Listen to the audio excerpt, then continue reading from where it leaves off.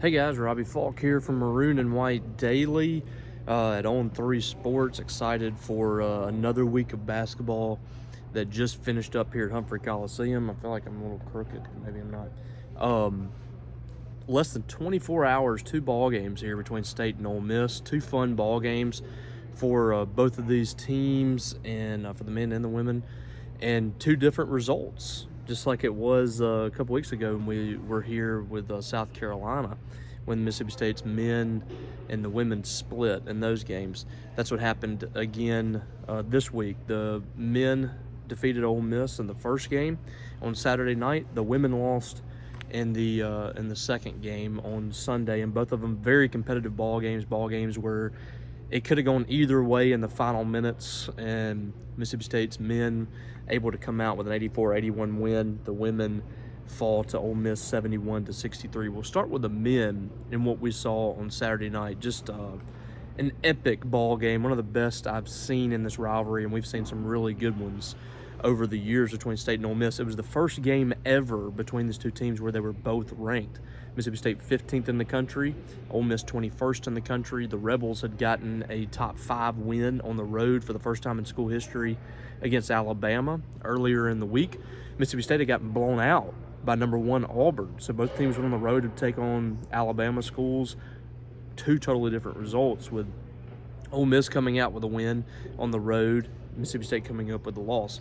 So State was the team with their backs against the wall. This was kind of playing with house money for Ole Miss. They came into this game at 4-0 in league play, and right atop the conference with Auburn, with what they've done so far. A really good start to the season for them. Mississippi State sitting there at 2-2, really needing to win here in what's about to be a very difficult stretch here, as they've played Kentucky, Auburn, and Ole Miss in 3 straight games. That's 3 top 25 games that they have.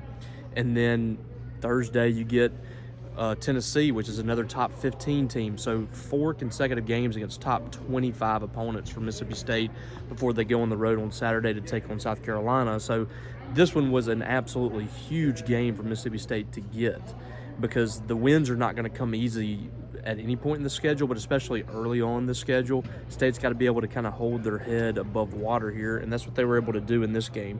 84-81 was your final, and a game that just had so many ebbs and flows, and every possession seemed important in it. The Bulldogs jumped out to 14-2 lead. They were really good early on in the ball game, I thought. Came out, was really productive in the paint. They were defending, they were scoring down low, they were able to rebound the basketball really well. Ole Miss was able to kind of get back in the game a little bit late in the first half, as they cut what was once a 14-point lead to 8 at the half, 37-29. And after that, I thought second half Ole Miss kind of dictated things a little bit. The Rebels were able to eventually they tied the ball game with Mississippi State, and I thought late in the second half State had a chance with about a minute and a half left to get the momentum. They were up by 2, I believe, at that point. They get a turnover or rebound, I can't remember which it was, and Cam Matthews chunks it down the court. Ball is thrown away with about a minute and a half left, and all of a sudden Ole Miss has the ball, and then they ended up tying the game. The game was it was a 3-point game. In the final possession, Matthew Morrell was able to hit a 3-pointer and tie things up and send it to overtime. And State was kind of dying on the vine a little bit in the overtime.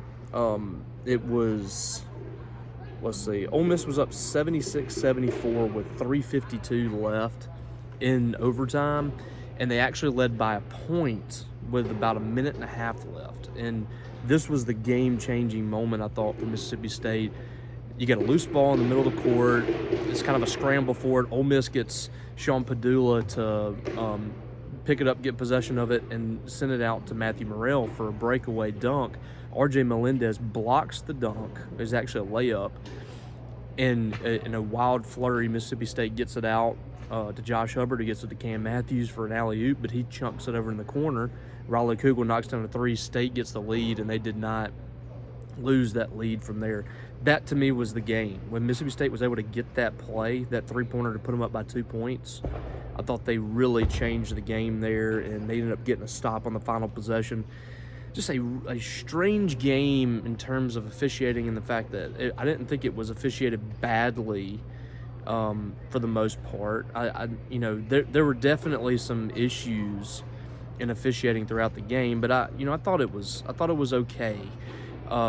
They constantly went over to the monitor. I don't think I've ever seen that many trips to the monitor to check plays and fouls and things like that. It was truly wild. I didn't think it was a great officiated game, but I didn't think it was awful either, other than the fact that it was just constantly sitting over there at the monitor, and that took forever, in that, especially late in the ball game. But State is able to survive this. Just a well-played game on both sides down the stretch. I didn't think State played well. I think they played really well, but they made the plays when they needed to be made. And I think down the stretch was really well played. But you look at it as a whole, and State, there's a lot of things that they did that I think has to get better. And Ole Miss probably dictated some of that. Ole Miss is very good, especially perimeter defensive team. They held Mississippi State to 9 of 27 from deep. They hit 13 three-pointers. This is the third straight game Mississippi State's given up 10 or more threes. That is a major problem for them. Just the volume of three-pointers and good looks they're giving up. They're going to have to get way better at three-point percentage defense. Both shot 45% from the field. State missed 11 free throws. They could have put the game away in regulation had they hit just one more. They could have missed 8 or 9 free throws in this game and still won it in regulation. But they didn't make their free throws consistently enough. Dominated the boards. This is dominant as you're going to see. 51-29 advantage there. 19 offensive rebounds for State. But I wrote about this post-game. I thought the biggest thing was the play of the bench. 44 points off the bench. You had 21 from Riley Kugel. What a huge performance for him coming back after an injury. 21 points, 4 of 8 from 3 for him. Keyshawn Murphy was outstanding. 18 points on 8 of 12 shooting with 11 rebounds in the game. You still are trying to, get Josh Hubbard out of a little bit of a funk. 2 of 13 from the field. He had 10 points. He scored 10 or more points every game but one this year. But it seems like he's having to work for every point that he gets. He's in a little bit of a funk. He played 39 minutes, 3 turnovers. They need more out of him. Cam Matthews, 10 points on 5 of 6 with 11 rebounds. He had a double-double. But he had 4 turnovers. He got a little sloppy with the basketball at times. But at the end of the day, Mississippi State is just clawing and fighting for every win they can get. I don't think they're playing their best basketball at all right now. And that's something to be excited about, because when they do play their best basketball, this team's going to be incredibly tough. So that's kind of the thing with them, is that they got to get more consistent, have more consistent stretches. Defensively, they got to be better at perimeter defense. They really need Josh Hubbard to get out of this funk that he's in. He's struggling to hit shots, specifically from three-point range. You start to get everybody on the same page, and this team's going to be an absolute nightmare, because they are very talented and very deep. And I think a lot of this is coming from the fact that State doesn't have a lot of true point guard play out there. With Kanye Clary out, it's really hampered them, I think, in that regard, and they're having to adjust. But they're finding ways to win ball games, and that's a big thing. 8 rebounds each for Michael Nwoku and RJ Melendez. 2 in this game. Melendez again was just making all the hustle plays for Mississippi State out there. He does all the little things for them. But this was a really good win. I think Ole Miss is going to be a tournament team, no doubt. We'll see where they fall in the pecking order and where the net rankings are as to whether or not this stays a quad 1. They actually moved up, I think, a few spots from losing this game. So it's a quad 1 game for now. That's another quad 1 to the resume for Mississippi State. And it's the 3rd top 25 win for the Bulldogs this year. 1 away, I think, from a school record already. So, and they're going to have plenty of opportunities to do that, because the schedule is going to be absolutely brutal for State this year. But got back on track. That's the most important thing. And now a huge week. Tennessee is coming off of a loss at Vanderbilt. Kind of hit or miss for the Vols since they've started SEC play. And that's coming up on Tuesday night, 6 p.m. on ESPN2, State and Tennessee. And then you got to go on the road to South Carolina, a team that you handled, but it's a totally different atmosphere when you go on the road. So every road game is going to be tough. And then next week you got Alabama coming to the hump, Missouri coming to the hump. There's going to be 2 tough ball games. Missouri looks like a totally different team than they were last year, and Alabama got back on track against Kentucky. So it's going to be tough, but we'll see how it shakes out. For the women, it was just there's no other explanation for what happened other than the fact that this team just does not take care of the basketball. They haven't done it all year. This is the 6th game this season that they've had 20 or more turnovers. 23 turnovers is a season high that they had against Ole Miss. 71-63, the Rebels were able to win this. State is now 1-4 under Sam Purcell in this game after going 15-1 the previous 16 games. And a lot of that is not a Sam problem as much as it is Ole Miss is elevating their program under Coach Yo.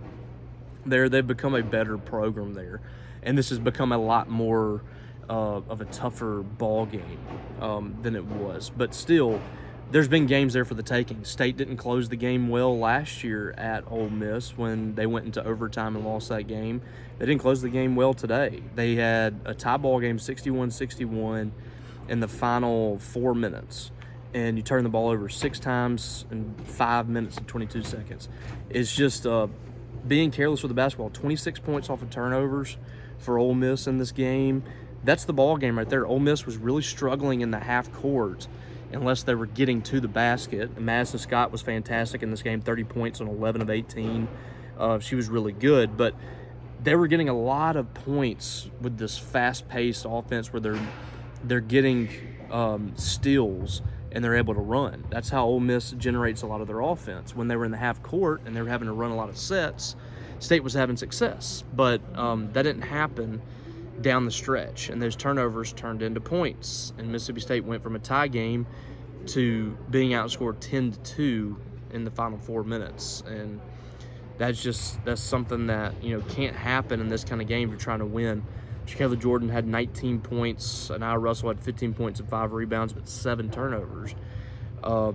Menina Okot, 8 points and 12 rebounds, but she had 10 rebounds very early in this ball game, plus 6 points. So she really didn't have a lot of success there late in the game. So tough loss for the Bulldogs, and they're now 2-4 in SEC play, 15-5 overall.